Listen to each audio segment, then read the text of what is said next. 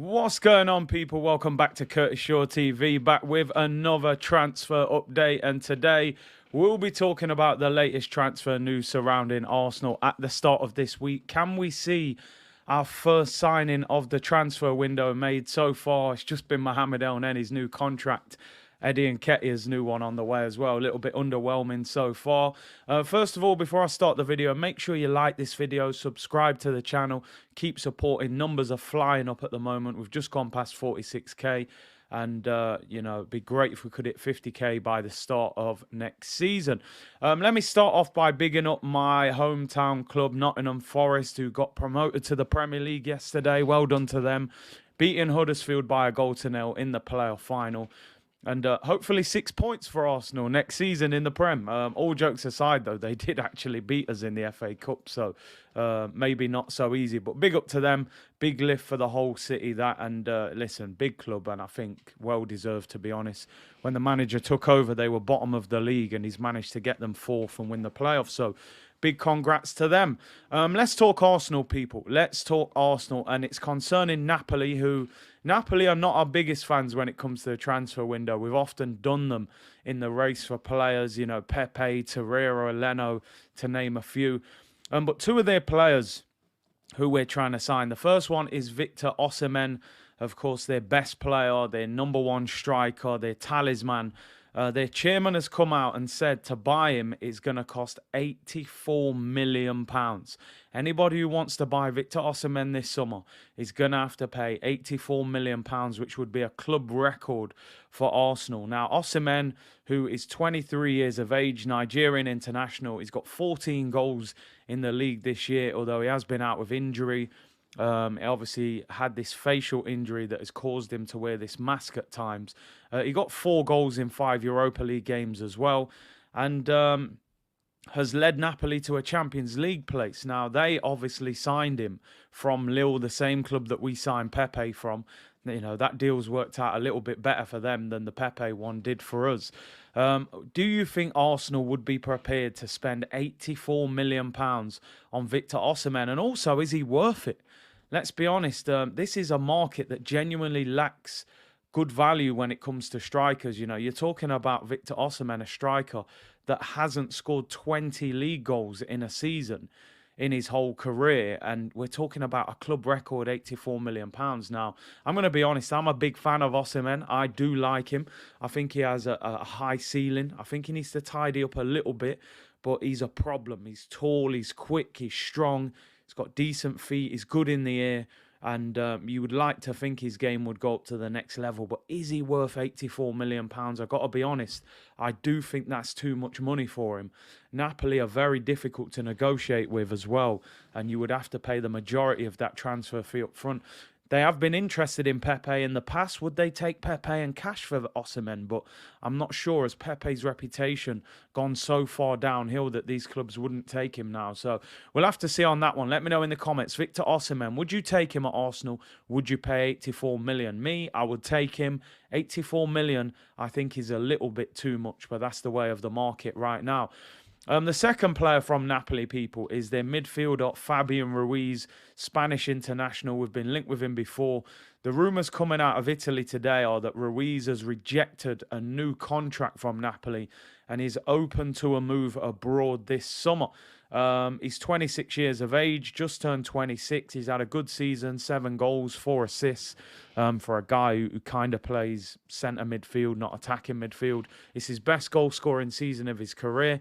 He's also in the Spain squad as well and has featured heavily for them in the qualifiers. Now, it's believed Arsenal have been looking at him for a number of months and scouting him as a potential upgrade on Granit Xhaka. And it's believed that Napoli have told his agent if he doesn't sign a new contract this summer, they want to sell him. They don't want to allow him to go into the last year of his contract. They want about £25 million for him, which, as I've said before, people, in this transfer market, if you can get a good player for that kind of price, a lot of players approaching the last year of their contract. Fabian Ruiz, for me, is technically very good. He would be an upgrade on Granit Xhaka. Had a good season, 7 goals. I think we're massively lacking goals from midfield. The likes of Partey, Xhaka, El Neni, Lokonga, they don't score enough goals. I'm pretty sure they haven't even scored 10 goals between them. So we need a centre midfielder that can come in and get 5 to 10 goals just to help take the pressure off the striker. So Fabian Ruiz looks like he's potentially going to leave Napoli, although it does say there has been scouts from Spain, in particular Real Madrid. But Real Madrid have announced that Luka Modric has signed a new one-year deal, so possibly that will make them not really have to buy a midfielder. Fabian Ruiz, let me know, 25 million, absolute bargain in my opinion. Another player we've been looking at, Youri Tielemans from Leicester. We all know about Tielemans. Good player. Hasn't had his best of seasons at Leicester. A lot of Leicester fans have accused him of downing tools and kind of taking his foot off the gas because he knows that he's going to leave. Still got 6 Premier League goals, 4 assists, 25 years of age, Belgium international. And we know that he has as well rejected a new contract from Leicester. He's got a year left. Leicester are going to sell him. They want about 30 to 40 million for Tielemans. Now, reports coming out today saying that Arsenal are going to have to be patient on the Tielemans deal. And they think that Arsenal not qualifying for the Champions League has made Youri Tielemans have second thoughts. He's definitely going to look what else is out there. Listen, on one hand, I'm always of the belief that you can still sign top players in the Europa League. But there are going to be some players that say, listen, I only want Champions League. That is the premier competition. We all watched the final the other night. Even though it wasn't the most exciting of games, you saw the standard of football. If you're a top player, you want to play in that competition. But money talks, and if you give him a good enough deal and you give him that belief that, listen, we're going to show ambition, we're only going to be in this Europa League for 1 year, we can win it as well, possibly, and then hopefully go in the Champions League next year. But are Arsenal about that life? Are they going to show that kind of ambition to convince Tielemans to come to the club?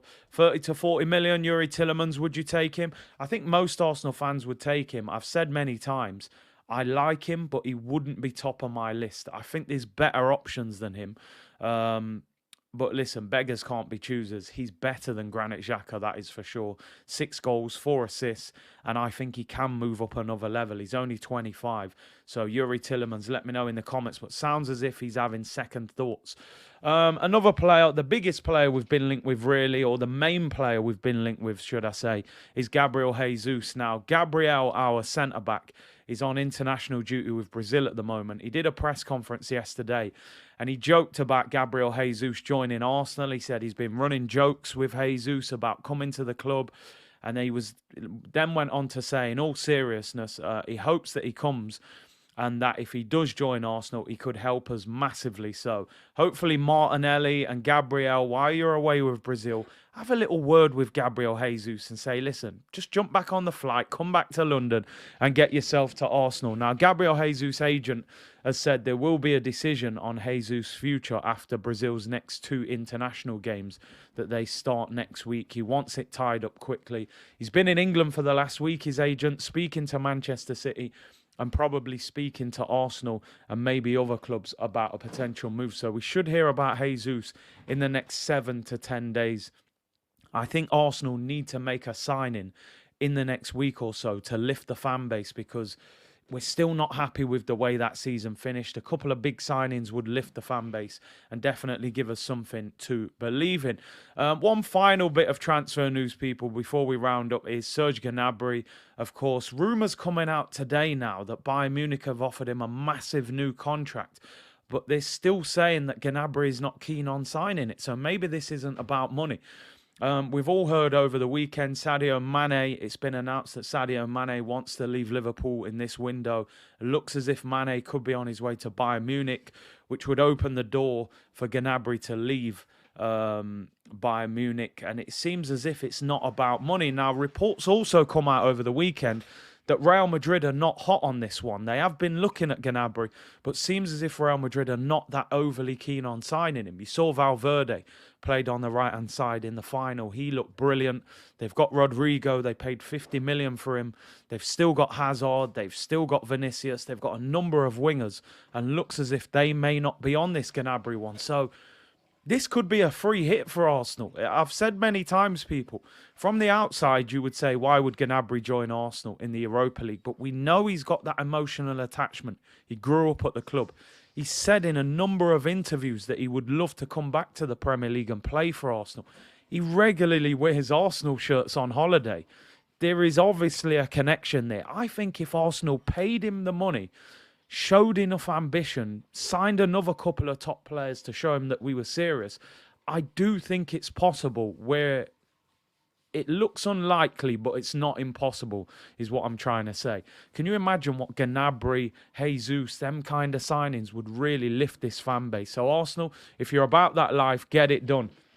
And just one concerning a player potentially leaving is Hector Bellerin. Now, Hector Bellerin has spent the season on loan at Real Betis. They won the Spanish Cup. He had a decent season. He was crying after the last game at Betis. It's his boyhood club. He's obviously had a great time there. But rumours coming out today that Real Betis are not prepared to pay the £100,000 a week wage to re-sign Hector Bellerin. They do want him, but they don't want to pay him 100 grand a week. For me, I don't want to see Bellerin back at Arsenal. I'm going to be totally honest. I think that chapter's done.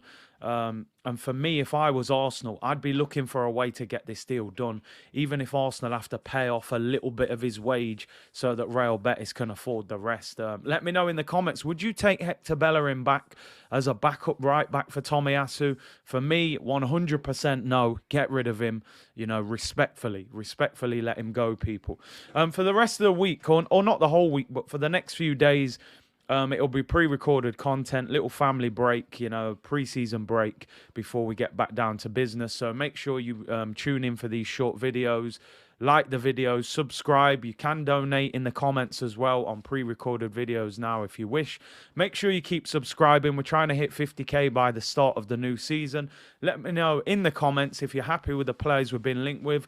Would you pay 84 million for Victor Osimhen? Would you take Fabian Ruiz as a Xhaka upgrade? And would you pay 30 to 40 million for Youri Tielemans? Let me know in the comments. Enjoy the rest of your day, people. We'll be doing these live updates daily, and I will see you later on in the